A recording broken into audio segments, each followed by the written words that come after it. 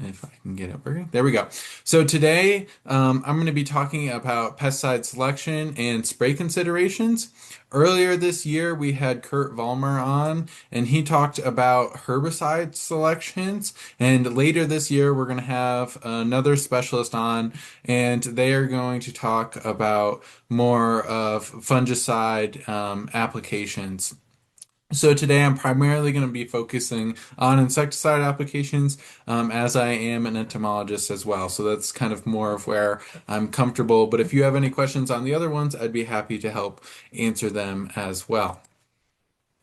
So as you all may know, this is a university program and it's sponsored by the University of Maryland. So with all of our programs, they are open without regard for race, color, sex, gender identity or expression, sexual orientation, marital status, age, national origin, political affiliation, physical or mental disability, religion, protected veteran status, genetic information, personal appearance, or any other legally protected class. And here's just our Justice for All slide. If you need any more information, please feel free to contact the U.S. Department of Agriculture at the number listed below or reach out to one of us regarding this presentation.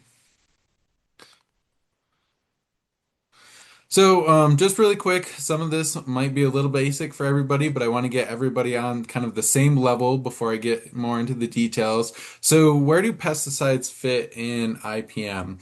It's really important to kind of understand that there are other options besides pesticides, and some people choose not to apply any pesticides, and that can lead to some issues later on or taking some really hard economic losses. So, kind of just understanding where pesticides fit into the IPM kind of triangle that we have here and using them properly can better help your farming situation. So I like to start at the bottom here. We start at the bottom where we go from prevention all the way up to the top to intervention, and we're increasing in kind of the toxicity as we move up in the triangle. It's like a kind of your food pyramid. So first we want to start with cultural controls. This is going to be using sanitation, removing a lot of plant debris that may have had diseases on it.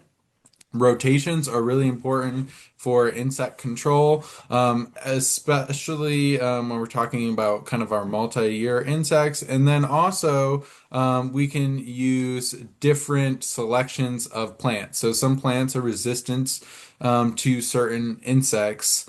So we can use them if we know that insect is going to be a particular issue. Then we move on to our physical and mechanical. This is going to be using row covers for insects.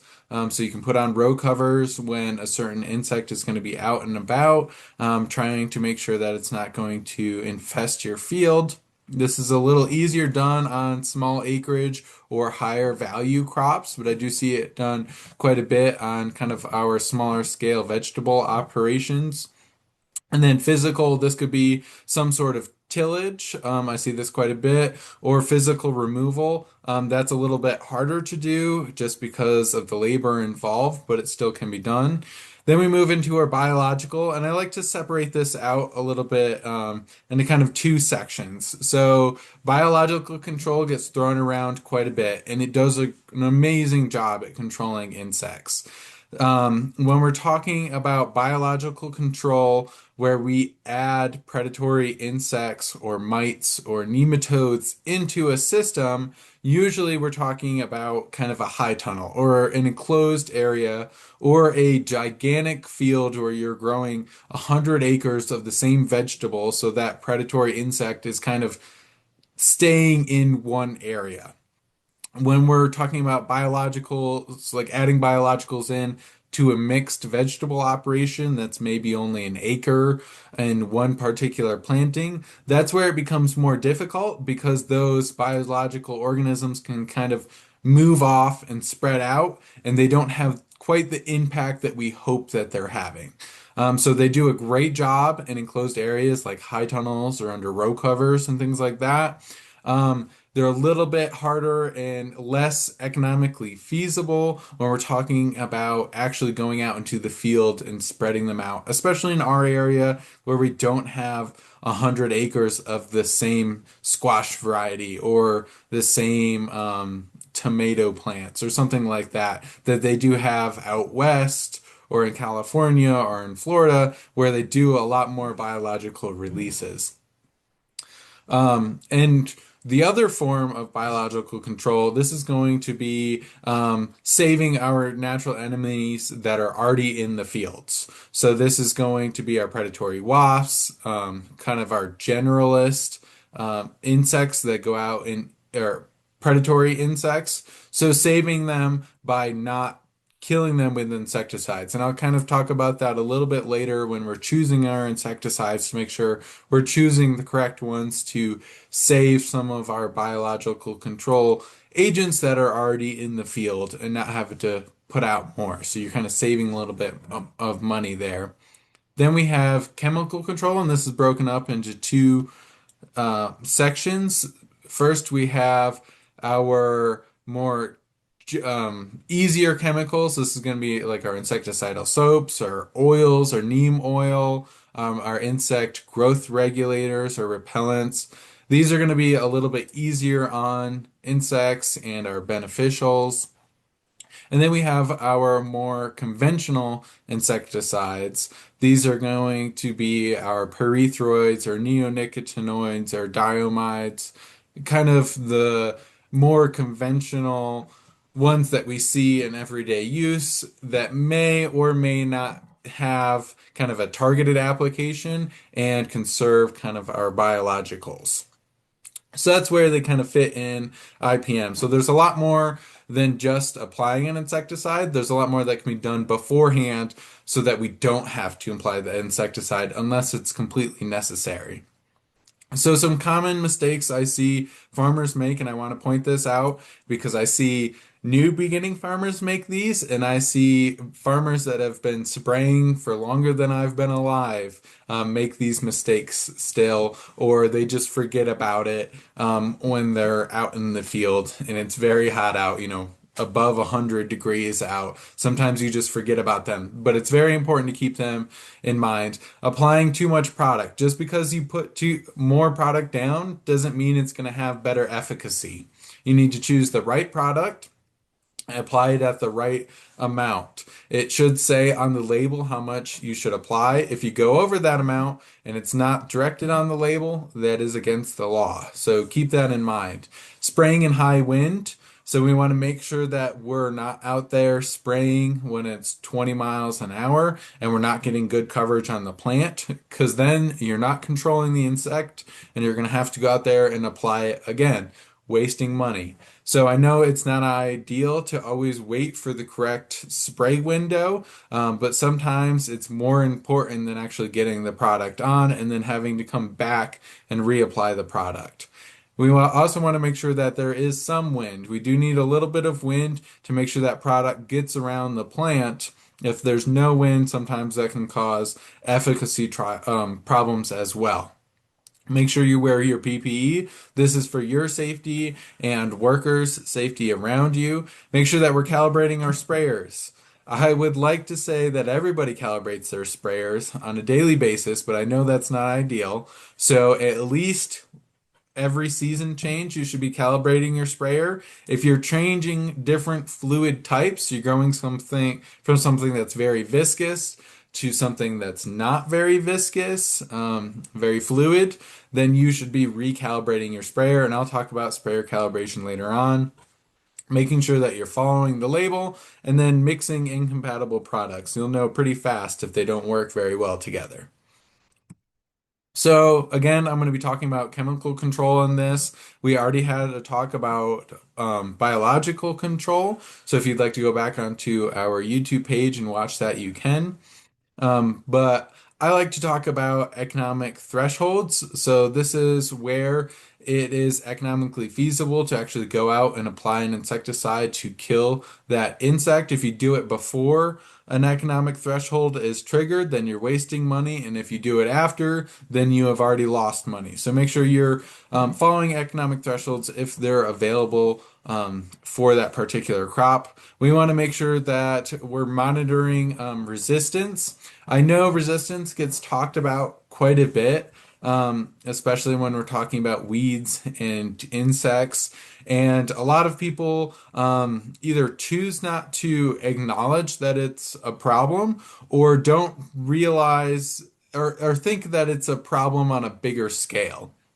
So, talking to different extension agents and specialists kind of across the country, we're starting to see a lot more clusters of resistance developed, especially in our insects that have very fast germination or very fast generations.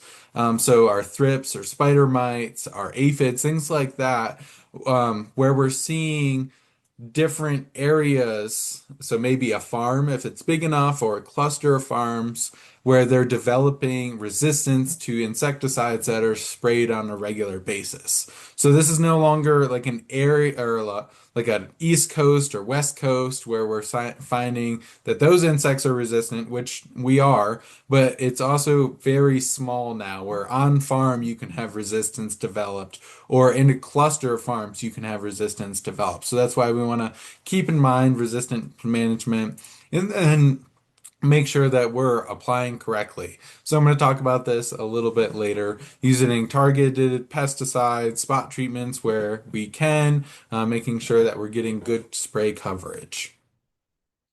So every spray starts with a question, and the question is, what problem am I trying to solve? And then you have all of these sub questions that fall under it. So I like to go out there and when I talk to people about spray decisions is first of all, can you identify it? Is it actually a pest? So this is a big one. If you can't identify the insect or weed or fungus that you're trying to spray, and you go out there and apply some sort of insecticide, fungicide, herbicide, whatever it may be, there is a better chance than not that whatever you spray might not do the best job at controlling it, or it might not control it at all, depending on the pest. So we want to make sure that we identify it and determine if it's a pest. We have so many beneficials out there, and not only in vegetable production where they're flowering, but also row crop production. When I'm out there sampling, more than half of what I find are beneficials.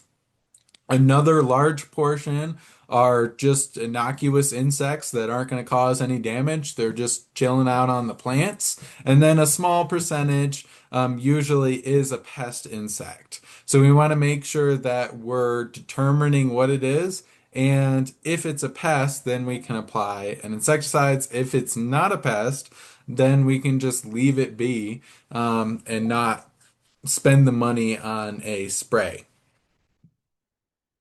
So is it causing economic damage? This kind of goes in line with is it a pest? So we want to make sure that we're determining if it's causing economic damage, decide if it's worth it to go out in a spray, and then will a spray help? Whatever we're applying, is it going to kill that insect or is it too late or is it not the right method of control? Again, I talked about the IPM kind of chart that we have or the triangle. Is there another form of control that's better at dealing with that pest? And can we do it now or plan for it in the future? So one that I really like to point out is this insect right here. This is the Dectes stem borer. This is kind of a good pest in soybeans. It causes quite a bit of damage. Um, the thing is, it's very easy to ID. It has these long antennae on there that are kind of striped. It's pretty much the only longhorn beetle that you're going to find when you're sweeping soybeans. So it's very easy to ID. Um, is the adult a pest? Not really. We don't really care about the adults. They don't really do that much damage. Um, The big concern we have is the larva itself. So the larva will or the adult will lay eggs in the stem of the soybeans. The larva will then chew through the stem of the soybeans, causing some damage to the soybean in the process. But the biggest problem is that later on in the season, the stem is now damaged. If we get high winds, it could lodge that plant over. So we are concerned about this particular insect, and not that we can, not the adult, but the larva itself. The other thing is they're very hard to control using conventional insecticides. Like I said, the adult lays its egg in the stem, and then the larva will burrow through the stem. We don't have many insecticides or kind of any that will control this particular insect because we can't get at it in the stem. So a spray won't help here. What will help is noting that field down and then going back and harvesting it early so that we don't lose that particular field to lodging. So we want to make sure, I don't want to, I want to stress this as much as I can, making sure that we can identify the proper insects. So is it a pest? Does it need to be controlled? This goes along with, is it a pest or is it beneficial? What products actually work? Can I get good coverage enough to actually kill that insect? And can I make the application safely? So again, we want to make sure that we can ID it. I have three caterpillars here that show up commonly again in soybeans because I do a lot of row crop work. Two of them are treated differently than the third. So the corn earworm, which is on top, does a lot of damage to our fruiting bodies. So the fruit themselves or the beans, and it also eats flowers. And then the bottom two here, the green clover worm and the soybean looper, they only really defoliate plants. So soybeans can compensate really well to defoliation up to 15 to 30%, depending on timing. And those fields, if you've ever seen a 30% soybean field, it looks like a weed whacker went through there. They look pretty bad, but soybeans can still compensate to that. What they can't compensate to very well is corn earworms when they're eating the pods of the plants. They can compensate some to flower damage, depending on if it's a determinate or indeterminate soybean. But pod feeding from the corn earworms, they can't compensate as well too. So it has a different economic threshold, different spray considerations. So that's why it's really important not to just identify that it's a caterpillar, but what type of caterpillar will determine different treatments. And this goes along with vegetables as well as row crops. So it's really important to understand kind of the pest biology.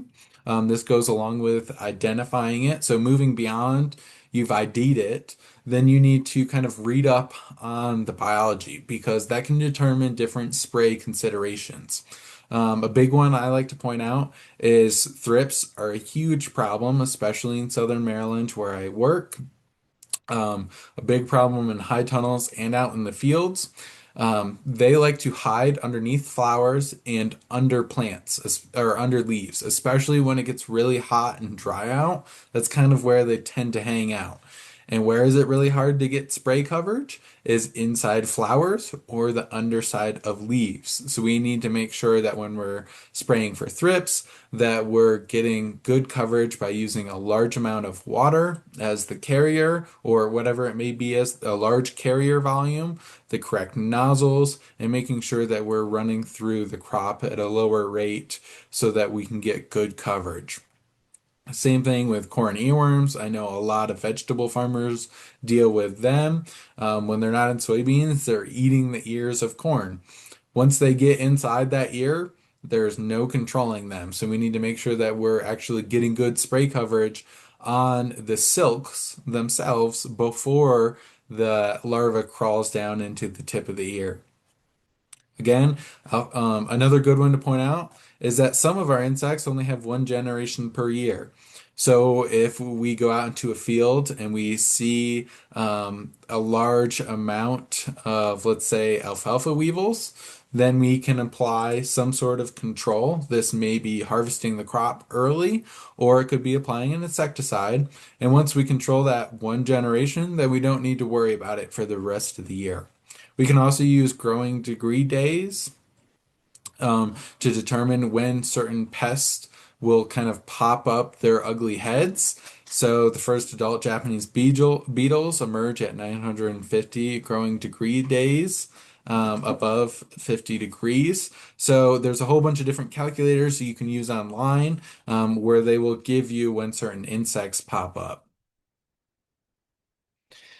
Next, we're going to kind of talk about the products themselves. So, things to look for, and this is kind of hard to talk to new farmers about, but it's really important, is making sure that what we're using is labeled for that particular crop and pest. Or sometimes it may be listed for one or the other and say that it's general use for the other one. So we just want to make sure that we're following the label and reading it correctly. Another big one is it's going to have the correct efficacy. So efficacy is just the fancy word for making sure that it has good knockdown power or it's going to kill that particular insect or pest the way it should be. Is it broad spectrum or is it targeted? I'll talk about this a little bit later. And then I've already talked about how we want to keep in mind resistance and keep resistance management in mind when we're talking about choosing a particular product. So this would be rotating through products that have different modes of action so that we're able to keep resistance down in a particular area or we're able to knock down different generations. So this is just a broad overview of some common insecticides. Now, this is not all of them. There's over 30 of them. So there's a lot more than this. But this and the next slide are going to talk about more of our commonly used insecticides and kind of give you an idea of what it's used against and what it's not. So our first one, these are going to be our carbamates, organophosphates. These are old school. They still do a really good job at killing, but this is the same group that DDT was in. So these are really old school insecticides. They do a very good job, but they're broad spectrum. Again, they're going to kill a lot of things that you might not want killed. Again, then we're going to move into our Group three, these are our perithroids. These are used again, broad spectrum. A lot of them still work pretty well, but we do have resistance developing to a lot of these. So we need to be careful about what particular pests we're treating and making sure that whatever pest we're treating has good efficacy. So like keeping in mind some of our corn earworms are resistant to pyrethroids. So if we go out and we're scanning our sweet corn and we notice that there's a lot of eggs for our corn earworm out there, a pyrethroid is probably not the best idea to go out there and actually spray. Again, these are broad spectrum, so they're actually going to kill a lot of our beneficials as well. Next, we have our group four. These are our neonics. Um, these again can be targeted or broad spectrum depending on the what it is. They have been given a bad rap for being very hard on bees. Rightly so. They do knock down bees pretty easily. So we want when we're applying these, we want to make sure that we're applying them very late in the day or very early in the morning when the bees are less likely to be on the flowers, or don't apply if there are flowers at all. A lot of the labels will tell you not to apply if there's flowers. Now, there are some neonics that are better on bees than others. A sale is one of them. It's a little bit lighter on our bees than other ones, but we don't have quite as much resistance to neonics as we do some of our older chemistries, so they are still a good option to have in the toolbox. Our next one's going to be group five. This is our spinosades. Uh, this is Radiant and Trust. which is an organic insecticide. These still do a pretty good job at knocking down thrips, caterpillars, leaf miners. I will say, talking about resistance management down in southern Maryland, I've done some spray trials out with Radiant, which has been shown in other states to still have good effect on thrips. And I have found that it doesn't really have the knockdown power that I like to see in an insecticide when I'm spraying for thrips. So we kind of have a localized population down there that's a little bit more resistant to radiant than other parts of the state or in North Carolina or Pennsylvania or New Jersey, where they're saying that radiant still has good knockdown power. So just something to keep in mind. Group six, this is going to be our avermectins. This is going to be more for mites, leafhoppers. Agromech is a good one. It doesn't have the knockdown on beneficials as we see kind of with our other ones. Not to say it doesn't kill beneficials, but it doesn't kill them quite as much as our other ones. But it still has pretty good knockdown on our mites. Group 18, this is going to be our insect growth regulators, primarily used against caterpillars or things that need to molt in order to get to an adult stage. And if they can't molt, it kills them. Intrepid, again, does a pretty good job still. And then moving down into kind of our diamides or group 28, I'm sure a lot of you have heard about some of these products before. Coragen, Vantacor, Vermintmark. They still do some of them still do a good job at taking down caterpillars and some beetle larvae. This is more of a focused insecticide, so not a broad spectrum anymore. It's going to be a little bit lighter on our beneficials, depending on what they are, so that we can use this in an area where that is a concern.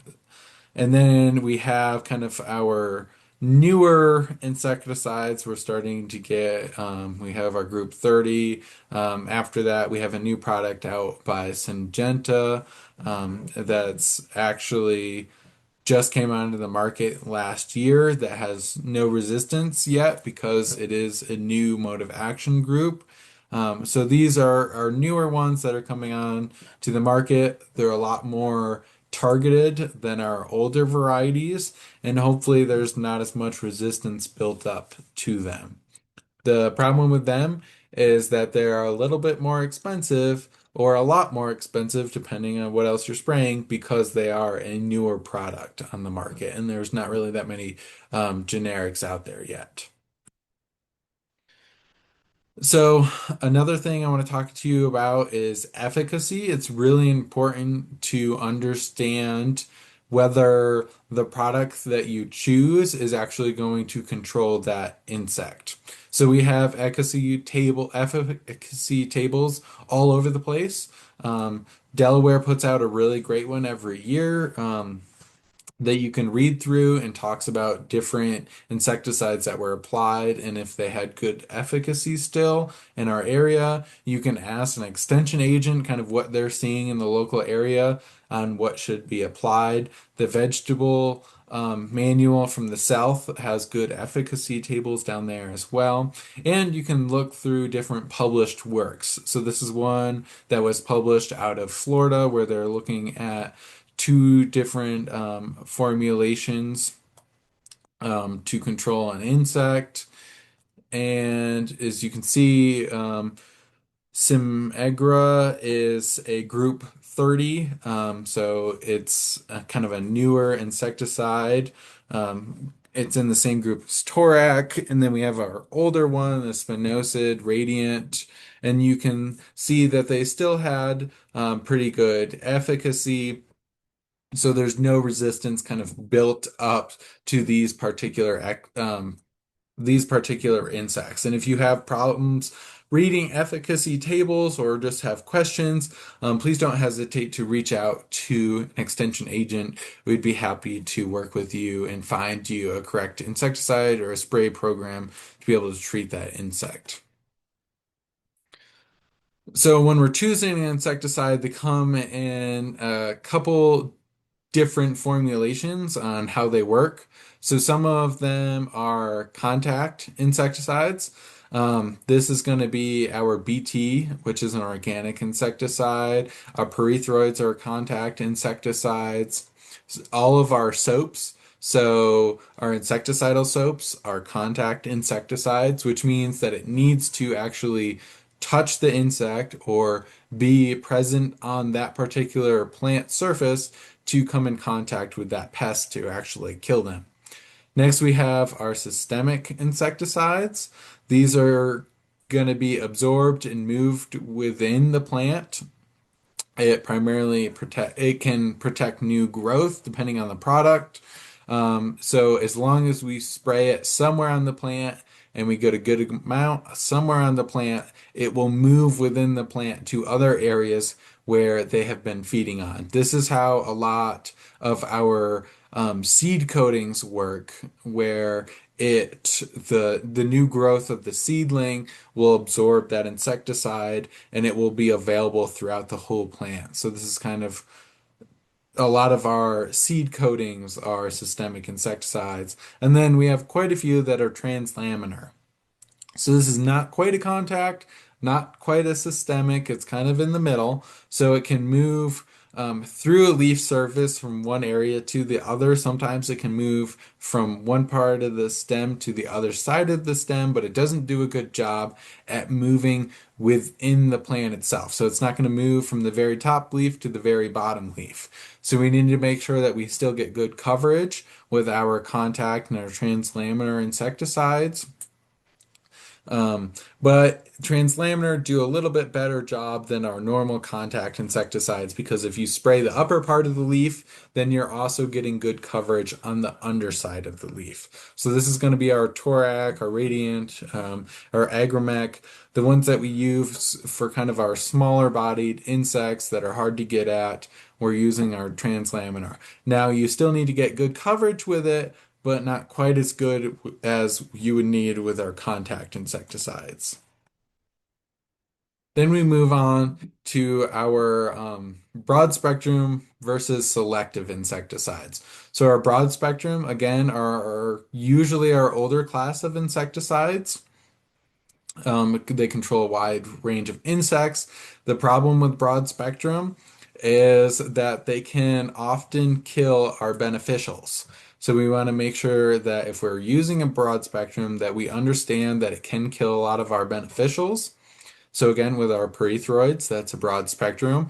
If we go out there and spray them for controlling thrips, then later on in the season, we could have an outbreak of spider mites because we've destroyed all of our natural enemies, or at least they took a hit because we used a broad spectrum insecticide. And now we're going to have to deal with kind of a spider mite bloom. So that's why a lot of people will use targeted insecticides over a broad spectrum.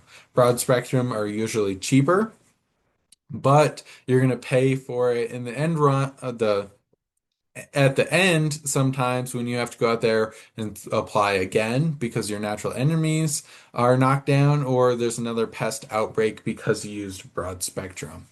Next, we have our selective insecticides. These target a specific group of insect. So most of the time, they don't target a specific insect. It's usually a group. So this could be some of our leaf hoppers or plant hoppers. A lot of the times, this is focused on our caterpillars or our beetles, where it's very selective to those particular insects.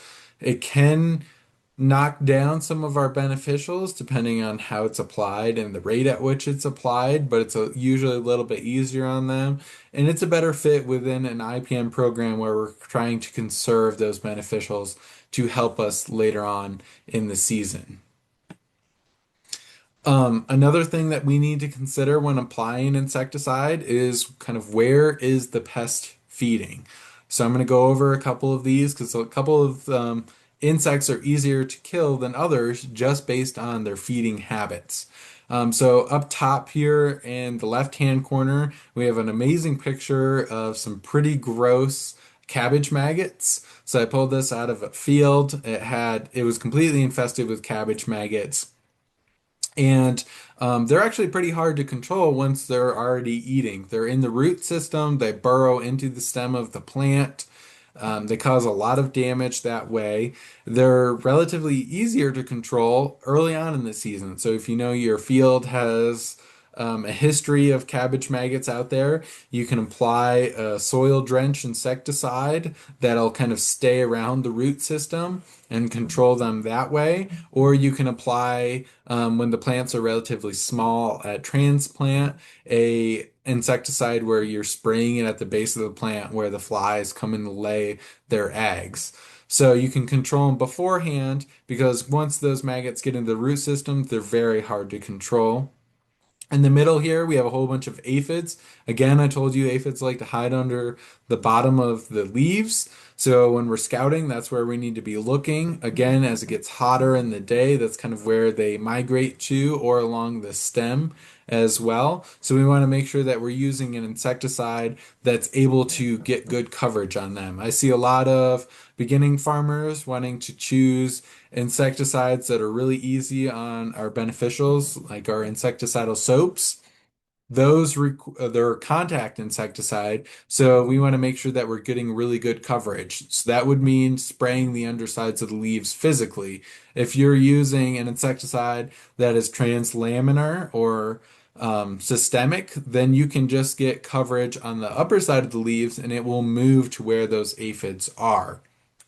An easier one to control because they don't usually hide that well is over here on the right hand side on the top photo is our alfalfa weevils. They kind of stay at the tip of the alfalfa plant.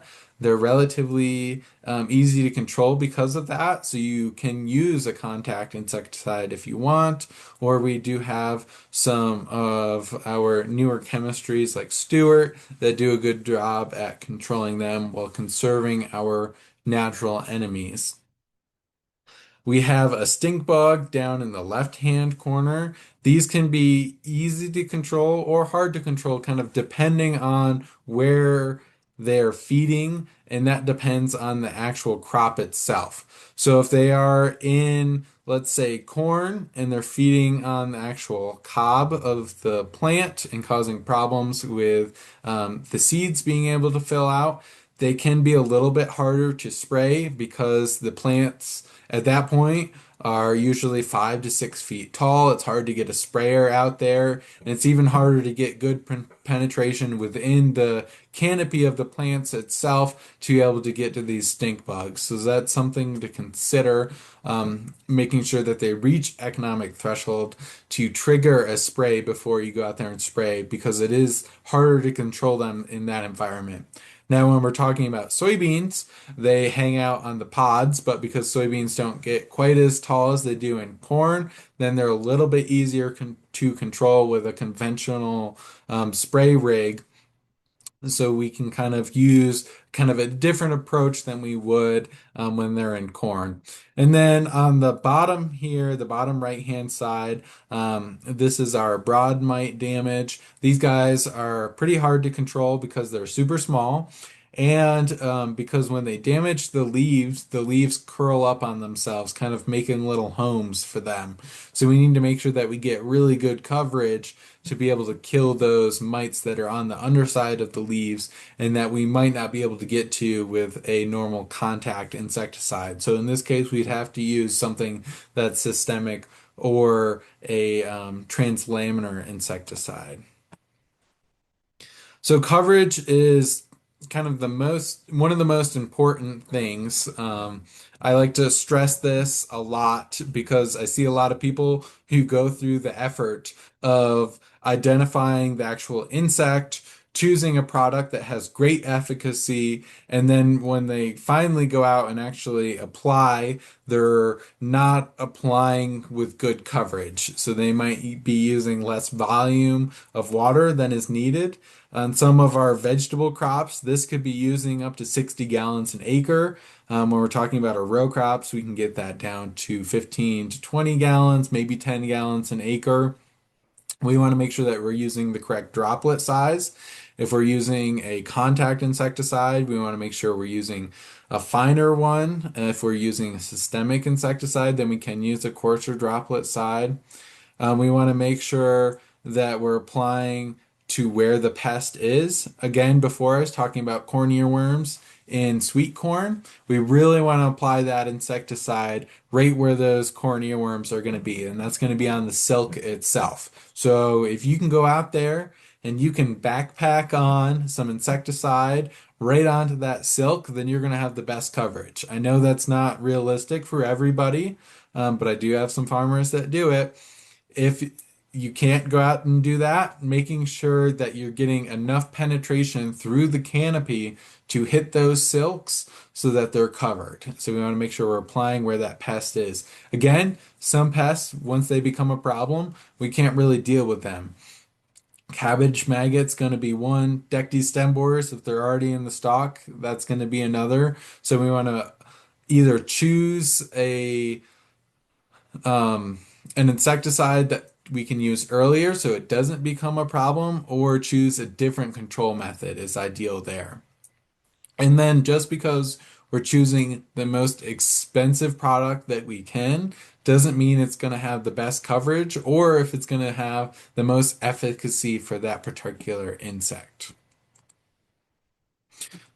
So some different nozzles to consider. The flat fan nozzles, I like these because they tend to get pretty good coverage in our smaller um, our shorter crops. We can move to cone spraying. This is going to put a lot more pressure into the actual spray itself, and this gets better penetration into the different layers. So if you need to get it away from that top canopy all the way to the bottom canopy.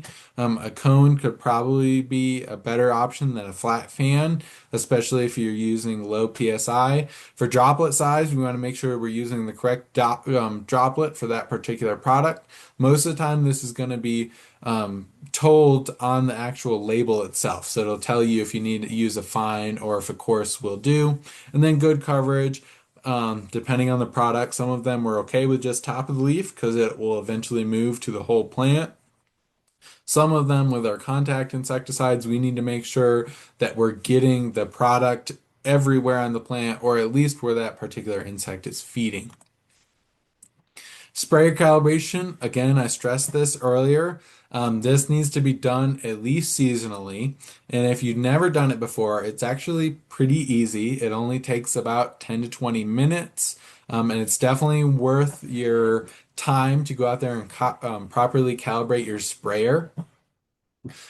So we have and you need to calibrate your sprayer with each different nozzle that you're using. So if you switch from a flat fan to a cone nozzle, usually they're going to emit different amounts of liquid through them. So you need to recalibrate it with that new nozzle. Same thing if you're changing PSI or you're changing from a very viscous, an oil-based insecticide carrier to water-based, you're going to want to recalibrate. So any big changes, it's better safe than sorry, so just go and recalibrate.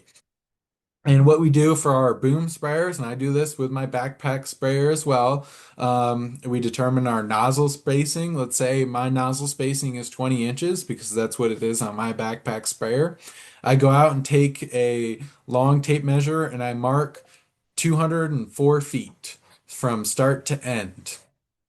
And because I'm using a backpack sprayer, I'll actually walk that. So I'll fill the backpack all the way up with water. I put on my Tyvek suit, my mask, my respirator, and I walk it like I normally would walking through a field that I'm spraying. So you want to use as realistic measures as possible when you're calibrating. So I'll walk it and I'll time myself walking that particular distance. And I do it at least 3 times and I average out how many times it takes me. If you're using a tractor with a boom sprayer on it, it's going to be the same thing, but instead of walking, you're just going to drive it, so it's even easier. So you're going to drive the 204 feet. Next, you're going to stop that tractor or stop walking, and you're going to spray like you would out in the field. So put the tractor on whatever idle setting you have it on, so it's using the pump as normally it would out in the field. Or when I'm backpacking, I'll use how many pumps I'm pumping as I'm walking through the field. And I'm just going to measure how long it took me to walk that distance.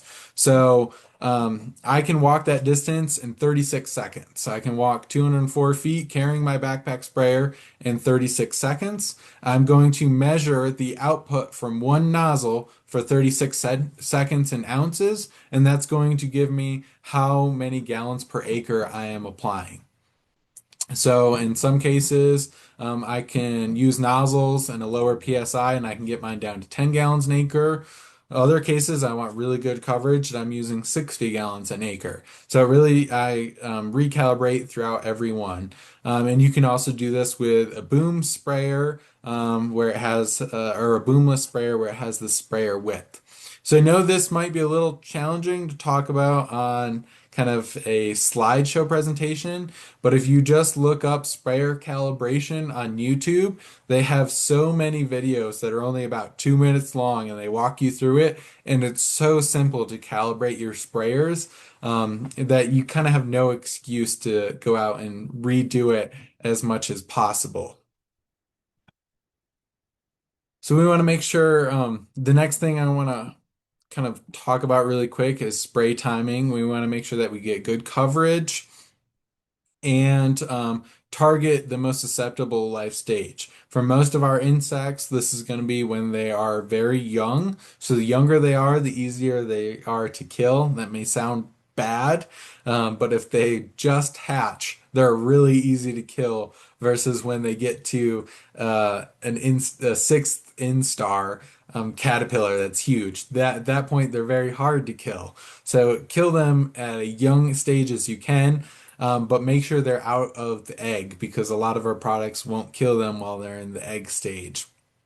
I want to make sure that we understand that applying when it's very hot out, like we have right now, or where plants are under extreme drought stress, can lead to some crop injury. So some of our crops are really easy and they can bounce back out of that. Some of the crops, if you scorch them or you smoke them, as we say, they're not going to bounce back. So just keep that in mind. On the label, it'll tell you the restrictions on kind of the heat of the day or whether the plants are stressed or not. And then again, we're trying to be as good as we can for our beneficials, especially for our bees and vegetable crops because we need them for pollination, not just honeybees, but all of our native bees as well. Spray when they're less active. This is going to be very early morning or very late evening, and follow the label restrictions. Some of them won't let you spray if the plants are flowering because they have residuals that will stay on the flowers for a long period of time and kill any bees that come to them. So some things that I see out in the field as to why sprays fail. The most common one is spraying for the wrong pest. So the person wasn't able to identify it correctly, and they go out and spray for a pest that was not listed on the label, and they don't get good coverage, and they get all upset about it, and it's because they didn't identify the correct insect. Or they're using a spray such as this one right here. This is in soybeans spraying for aphids. We didn't get good coverage here because they used a pyrethroid that didn't have good knockdown on aphids, so it didn't have good efficacy. So we want to make sure that we're keeping resistance in mind and applying a product where the insects aren't resistant. We're getting good coverage depending on what the product is. It will depend on how you need to cover the particular plant. And then application errors. This is going to be not calibrating your sprayer correctly, running through the field where it should have taken a full tank, and you come back and you only used half a tank and you have to go over it again. So those are application errors, and those are where I see most sprays end up failing. So I'm just going to go over three really quick things I commonly see out in the field. I'm kind of just wanted to highlight some case studies for you guys. So this is a big one for me. This is thrips in tomatoes, so I can tell right away whether they're thrips or not, especially in tomatoes and peppers. It's really easy to see. We're going to see kind of this stippling and silver pattern on the leaves themselves. They like to hide underneath the leaf, so a lot of farmers have difficulty seeing them because they're so small. But if you flip the leaf over and use a magnifying lens, they're a lot easier to see. They have a super fast generation time. When it's super hot out, like it is right now, it can be as little as 10 days. As we move into cooler weather, it can lengthen up to 3 weeks. So resistance is a real concern with these guys, and a lot of them are already resistant to some of our insecticides.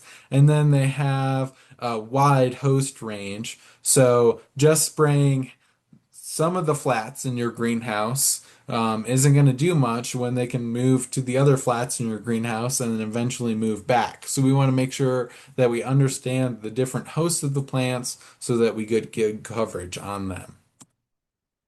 Cucumber beetles are also a big one. If you look at this bottom picture, you can kind of see the feeding that they cause on young cucumber plants. Really only a huge concern when the plants are really young. Once they get big enough, they don't cause much damage. We want to make sure that we're using the correct insecticides. So we can use systemic insecticides that can help protect the transplants during kind of their younger life stages.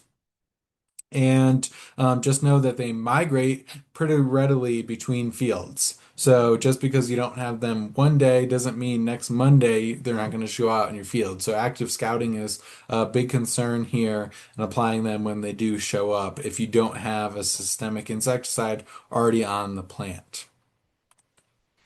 And then a big one I saw this year was cereal leaf beetle. Sometimes you can tell that a field already has it really bad just by looking for that frosted look in the field. At that point, they've already done the as much damage as possible. So we want to get to it before it causes that problem. But when we're scouting the fields, we want to make sure that we're using economic thresholds because we don't want to have to go out and spray if we don't need to. Again, this is an agronomic pest. So we want to use those economic thresholds that have been established. They're relatively easy to scout for. You walk through the field, and if you get out of the field and your plants are black, or your pants are black because they have the poop of the cereal leaf beetle on them, then you know you have a large population out in the field. And you can go back and count how many are on the flag leaves of your wheat or barley and determine if you need to go out there and spray. Again, these guys aren't resistant to much yet, so we have some good, cheaper options for applying an insecticide. I will say that a lot of people use pyrethroids with them because they're relatively cheap. That can come back to bite you in the butt because if another generation moves into the field, all of your beneficials have been killed at that point. And when I go out into a wheat field, it might not look like there's a lot of beneficials out there, but once those plants start flowering, you'd be amazed how many ladybugs are out in the field, and green lacewings, and a whole bunch of other beneficials out there that will actually eat cereal leaf beetle. So if they haven't reached threshold, definitely don't go out there and apply an insecticide. If they have, then choose one that's a little bit more targeted if you can, to conserve those beneficials. So, some key takeaways that I want everybody to understand. Always make sure you're following the label. The label is the law. Some pesticides are better than others, whether that's because they've been formulated that way or because resistant populations have popped up. Making sure that you're using something that has good efficacy is very important. We want to make sure that we're using safety and proper products for people and the environment, and that just know that us here at Extension are always happy to answer any questions that you might have. So I'll leave you with this. This is my contact information if you'd like